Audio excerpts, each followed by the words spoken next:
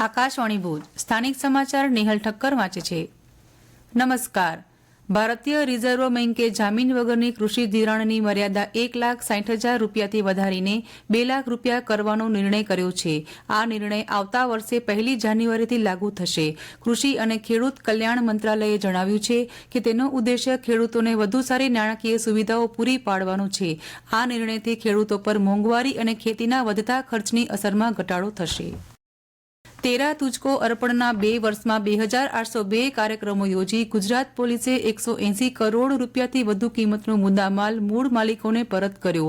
મંદિર ચોરીના 65 ગુનાઓ ઉકેલીને 130 આરોપીઓને પકડવામાં આવ્યા તેમજ 1 કરોડ 57 લાખ રૂપિયાનો મુદ્દામાલ મૂળ માલિકોને પરત કરવામાં પોલીસને સફળતા મળી હતી। પોતાની ચોરાયેલી, ખોવાયેલી કે રિકવર કબજે કરેલી ચીજવસ્તુ પરત મેળવવા મૂળ માલિકોએ હવે પોલીસ સ્ટેશનના ધક્કા ખાવા નથી પડતા। આ કાર્યક્રમ અંતર્ગત લોકો માટે જાહેર કાર્યક્રમ લોક દરબાર યોજીને મૂળ માલિકોને તેમનો મુદ્દામાલ પરત કરવામાં આવી રહ્યો છે। તમામ હોસ્પિટલોની ઇન હાઉસ મેડિકલ સ્ટોરના સંચાલકોને આ હોસ્પિટલના દર્દીઓને અહીંથી દવા ખરીદવી ફરજિયાત નથી તેવા સાઇનબોર્ડ લગાવવા પડશે। રાજ્યના ખોરાક અને ઔષધ નિયમન તંત્રના કમિશનર ડોક્ટર હેમંત કોશિયાએ જણાવ્યું હતું કે રાજ્યના નાગરિકોને જીવન જરૂરી દવાઓ શુદ્ધ અને ગુણવત્તાયુક્ત અને યોગ્ય ભાવે મળી રહે તે માટે રાજ્ય સરકાર સતત કટિબદ્ધ છે। ત્યારે ખાનગી હોસ્પિટલોમાં દર્દીઓ હોસ્પિટલના જ મેડિકલ સ્ટોરમાંથી દવા ખરીદવા દર્દીઓને ફરજ પાડી શકશે નહીં। કચ્છ સહિત રાજ્યમાં યોજાનારી સ્થાનિક સ્વરાજ્યની ચૂંટણીઓને લઈને તંત્ર દ્વારા તૈયારીઓ શરૂ કરી દેવાઈ છે। તાજેતરમાં હાથ ધરાયેલી ખાસ સંક્ષિપ્ત મતદાર યાદી સુધારણા ઝુંબેશમાં કચ્છમાં 24,246 લોકોએ ભાગ લીધો હતો, જેમાં 18-19 વર્ષના 6,171 યુવાનોએ નામ નોંધણી કરાવીને આગામી ચૂંટણીમાં પ્રથમ વખત મતદાન કરશે।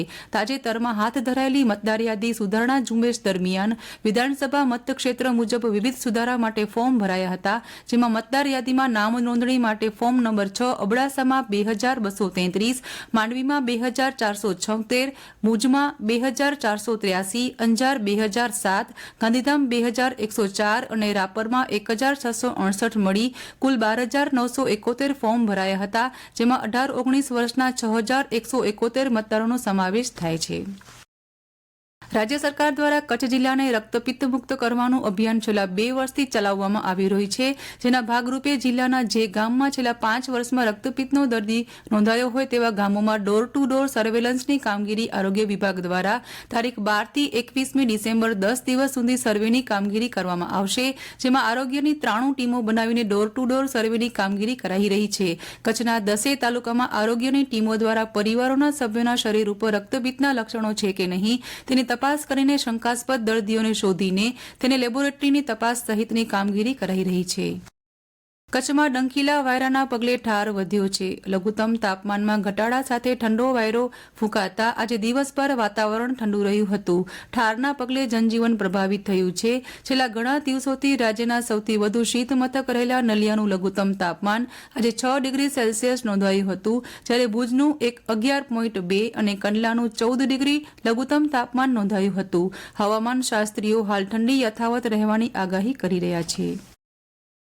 આગામી તારીખ 18મી ડિસેમ્બરે કચ્છ યુનિવર્સિટીનો 14મો પદવીદાન સમારોહ યોજવામાં આવશે, જેને લઈને તૈયારીઓને આખરી ઓપ અપાઈ રહ્યો છે। મળતી માહિતી મુજબ યુનિવર્સિટીના કુલાધિપતિ અને રાજ્યપાલ આચાર્ય દેવવ્રતની ઉપસ્થિતિમાં યોજાનારા પદવીદાન સમારોહમાં કુલ 5,530 વિદ્યાર્થીઓને ડિગ્રી એનાયત કરવામાં આવશે, જેમાં 38 છાત્રોને ગોલ્ડ મેડલ એનાયત કરાશે। પૂર્વ કચ્છમાં આવેલા વાગડ વિસ્તારની ભાતીગળ લોકકલા અને સંસ્કૃતિથી લોકો અવગત થાય તેમજ પૂર્વ કચ્છમાં પણ પ્રવાસનને વેગ મળે તેવા આશય સાથે ભચાઉ તાલુકાના બરુડિયા ગામ પાસે આવેલા એકલ માતાના મંદિર ખાતે વાગડ ઉત્સવનું આયોજન આવતીકાલે રવિવારે એકલધામ ખાતે કરાયું છે। આ વાગડ ઉત્સવમાં અનેક કલાકારો ભાગ લેશે। જિલ્લા કાનૂની સેવા સત્તા મંડળ જિલ્લા ન્યાયાલય ભુજ દ્વારા આ વર્ષની ચોથી અને છેલ્લી રાષ્ટ્રીય લોક અદાલત યોજવામાં આવી હતી। જિલ્લાના મુખ્ય ન્યાયાધીશની અધ્યક્ષતામાં મળેલી રાષ્ટ્રીય લોક અદાલતમાં 7,500 પેન્ડિંગ કેસો મુકાયા હતા। તેમાં સમાધાન થઈ શકે તેવા કેસો ફોજદારી, સિવિલ દાવા, માંગણીની રકમ, પીજીવીસીએલના બિલો, લગ્ન જીવન તકરાર, ચેક પરત કેસો મૂકવામાં આવ્યા હતા।